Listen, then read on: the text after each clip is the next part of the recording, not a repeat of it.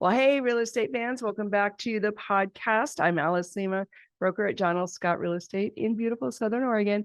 And today we're going to talk about how buyers and sellers can actually capitalize on the chaos that we're experiencing, not only in the housing market, but in the world. And it's by asking the question, is this the last house you're going to live in?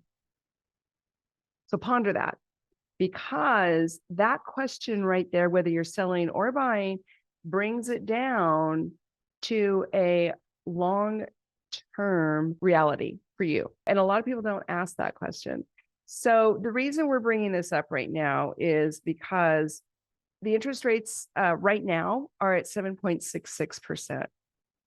So that's still considered high. I know a lot of us older folks remember when it was way higher, but this is the new reality, the 7.66, and people just have to deal with it. And it's changing. We also have ever stubborn inflation and crazy world events.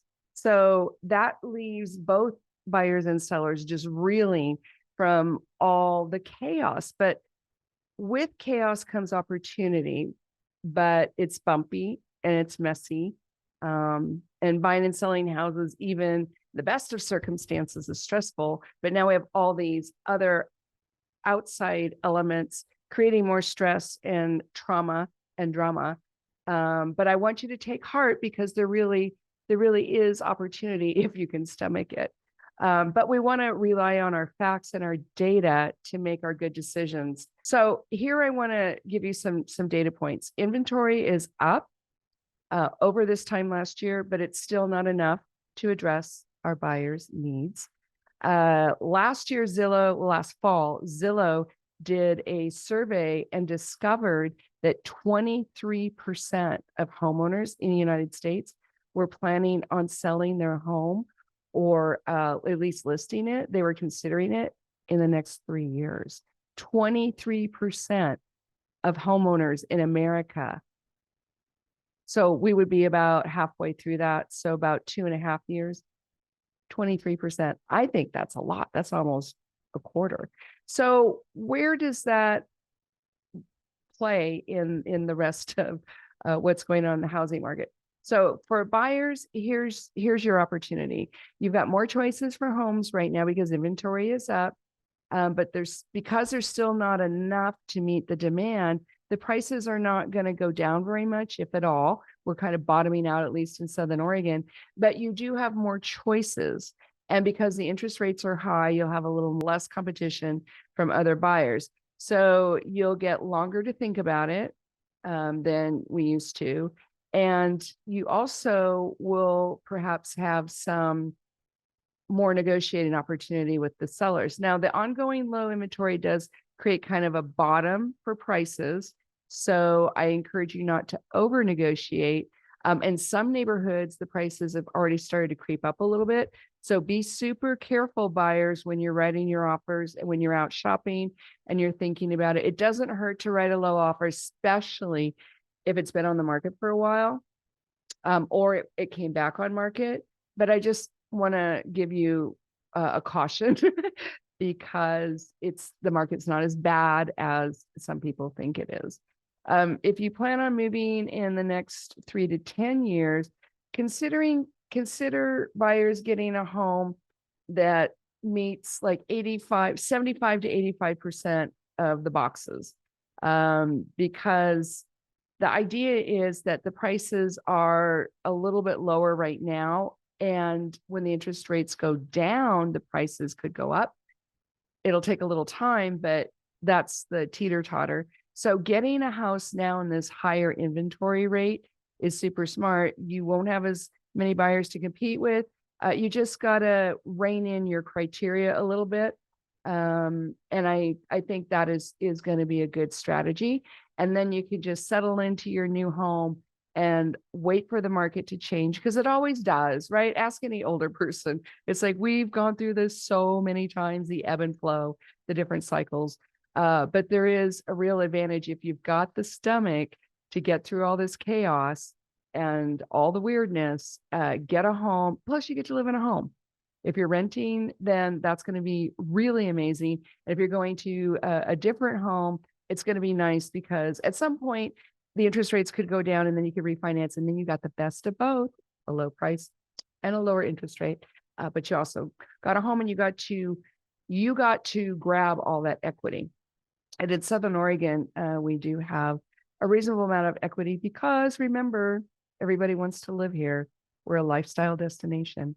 Sellers, we're at that magical place where we still have higher demand, not as high as it was. And we still have lower inventory, but not as low as it was. But we still have that magical moment. But you've got to be really careful not to overprice your house, which everybody does, especially early in the season. But I just want to throw a caution out for that.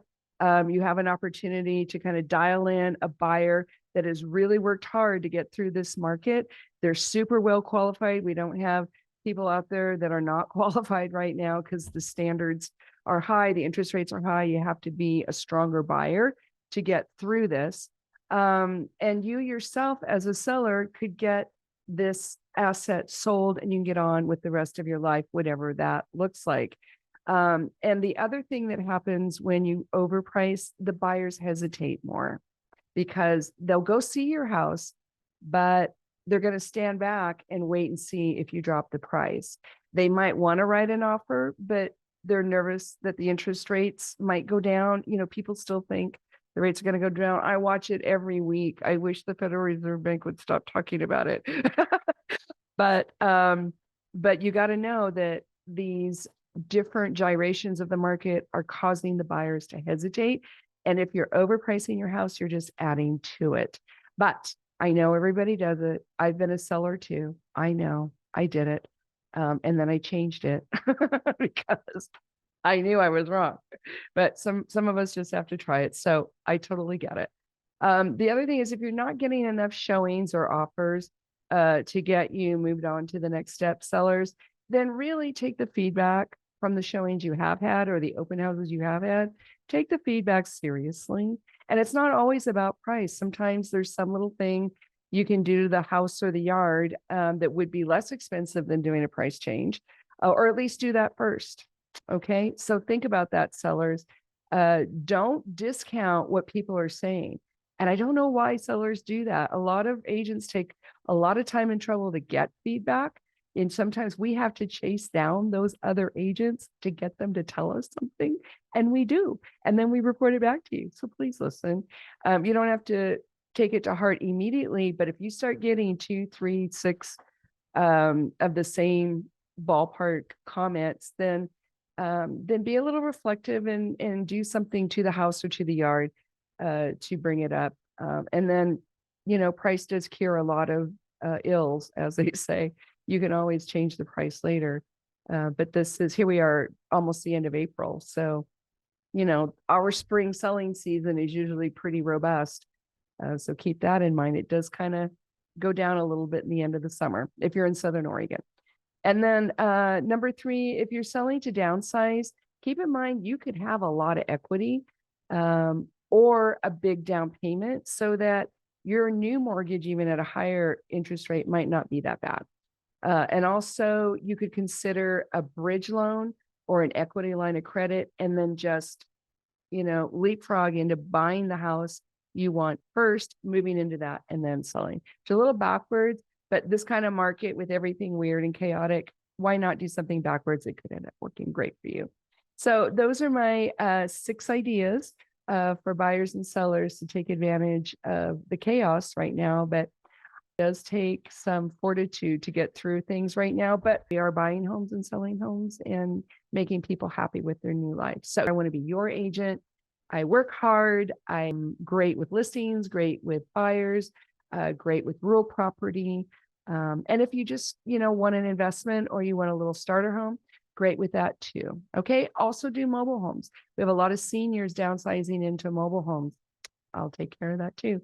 So give me a call, give me a text, 541-301-7980. Let's talk about what we're doing with the next step of your real estate life. And if you haven't subscribed to the podcast, please subscribe. Love those. Tell your friends and family. Have a great weekend. See you next time. Bye now.